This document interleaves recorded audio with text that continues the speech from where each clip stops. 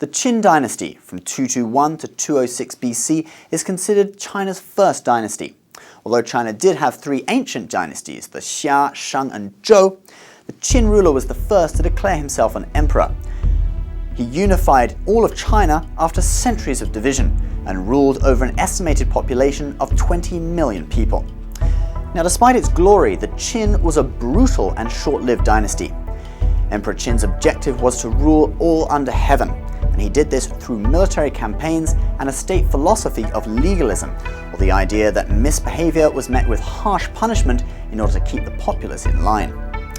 The original state of Qin was located in the western area of what was China at the time. It was a royal domain allocated for raising horses. It then became one of the 7 warring states after the ancient Zhou dynasty split up. The young king of Qin started his assault on other states in the year 230 BC, and by 221 BC he had defeated all 6, unifying China. He then sought to solidify this unification through a unification of culture.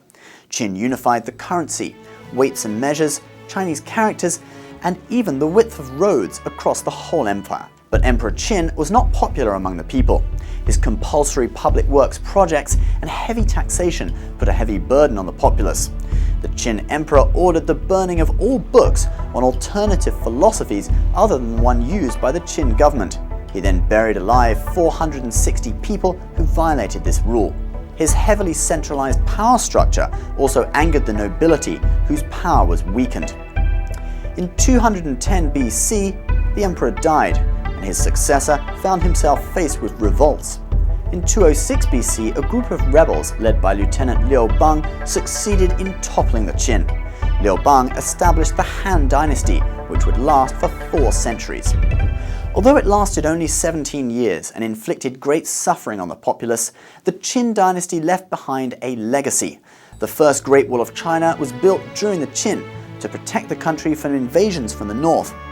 After the Qin emperor died, he was buried in a massive complex of tombs. In 1974, Chinese farmers dug up some parts of a terracotta statue.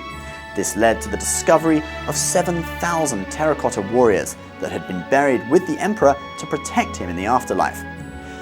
But what is more is that the Qin sowed the seeds of unification, leading to later periods of prosperity and stability during the great dynasties that followed. We'll tell you more about one of those, the Han Dynasty, next time.